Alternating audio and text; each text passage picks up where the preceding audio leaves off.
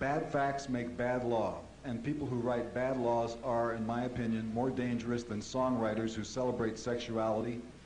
Freedom of speech, freedom of religious thought, and the right to due process for composers, performers, and retailers are imperiled if the PMRC and the major labels consummate this nasty bargain. Are we expected to give up Article 1 so the big guys can collect an extra $1 on every blank tape and 10 to 25% on tape recorders? What's going on here? Do we get to vote on this tax? I think that this whole matter has gotten completely blown out of proportion, and I agree with Senator Exxon that there is a very dubious reason for having this event. And I also agree with Senator Exxon that you shouldn't be wasting time on stuff like this, because from the beginning I have sensed that it is somebody's hobby project. Now, I've done a number of interviews on television, and people keep saying, can't you take a few steps in their direction? Can't you sympathize? Can't you empathize?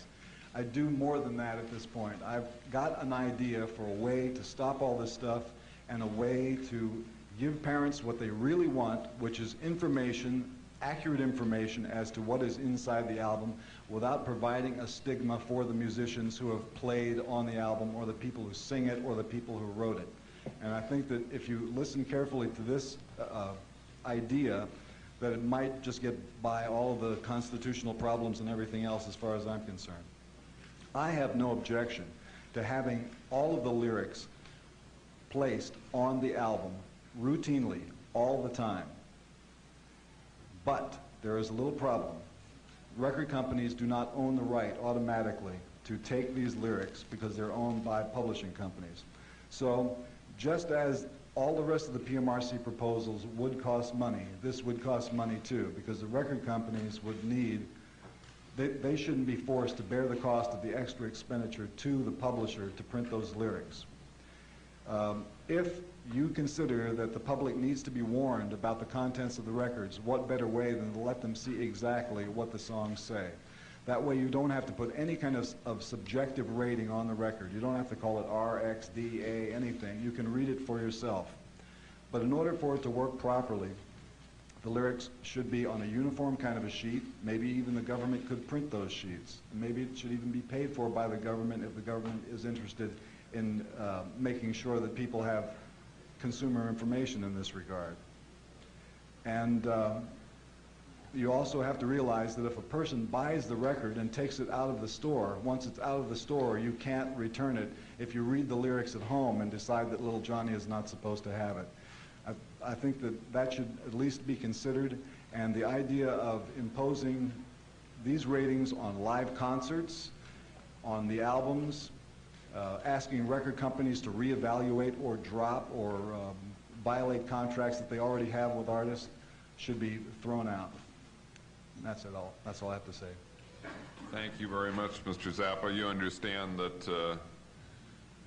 the previous witnesses were not asking for legislation, and I don't know, I can't speak for Senator Hollings, but I think that the prevailing view here is that nobody's asking for legislation. The question is just focusing on what a lot of people perceive to be a problem, and you've indicated that you at least understand that there is another point of view.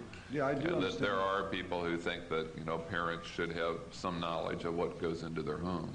All along, my objection has been with the tactics used by these people in order to achieve the goal. I just think that the tactics have been really bad. And the whole premise of their proposal, they were badly advised in terms of record business law, they were badly advised in terms of practicality, or they would have known that certain things don't work mechanically with what they suggested. Senator Gore. Thank you very much, Mr. Chairman. I found your statement very interesting, and let me say, although I disagree with some of the statements that you make and have made on other occasions, I have been a fan of your music, believe it or not, and I respect you as a true original and a tremendously talented musician. Your suggestion on printing the lyrics on the album is a very interesting one, because the PMRC at one point said they would propose either a rating or warning, or printing all the lyrics on the album, and the record companies came back and said that they didn't want to do that. But I think an awful lot of people agree with your suggestion that one easy way to solve this problem for parents would be to put the actual words there so that parents could see them. In fact, the National Association of Broadcasters made exactly the same request of the record company. So I think your suggestion is an intriguing one and might really be a solution for the problem. Well, you just have to understand that it does cost money, because you can't expect publishers to automatically give up that right, which is a money-earning right for them. Somebody's going to have to reimburse the publishers. The record industry is going to, without trying to mess up the album jacket art and impose that lyrics only be printed on the back, it should be a sheet of paper that is slipped inside the shrink wrap, that when you take it out, you can still have a complete album package. So there's going to be some extra cost for printing it, but as long as people realize that for this kind of consumer safety, you're going to spend some money, and as long as you can find a way to pay for it, I think that would be the best way to let people know. Well, you know, I don't disagree with that at all, and the separate sheet would also solve the problem with the cassettes as well, because you don't have the space for words on the cassette packs, and Well, that would have to be a little accordion fold then. Yeah, it was something like that, and or just fold it. But a very large percentage of the albums now sold are sold in cassette form. I've listened to you a number of times on this issue, and I guess the question that I really want to get from you is, or the statement that I want to get from you is on whether or not you feel that the concern is legitimate, because occasionally you feel very strongly about your position. I understand that. Very articulate and forceful. But occasionally you give the impression that you think parents are just silly to be concerned at all. That's not an accurate impression of Okay, the well, matter. please clarify it then. First of all, I think it is the parents' concern. It is not the government's concern. Yeah, they agree with you on that. Well, that doesn't come across in the way they have been speaking. The whole drift that I've gotten, based on the media blitz that has attended the PMRC and its rise to infamy, is that they have a special plan, and it has smelled like legislation up until now. There are too many things that look like hidden agendas involved with this, and I'm a parent. I've got 4 children. 2 of them are here.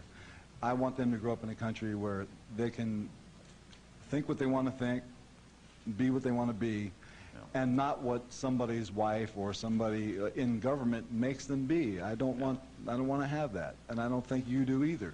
Okay, but now you're back on the you're back on the other issue, and let me just say briefly on that they say repeatedly no legislation, no regulation, no government action. Certainly sounded pretty clear to me, and Okay. as far as a hidden agenda, you know, I don't see one, hear one, or know of one. Okay, let me tell you why I've drawn these conclusions.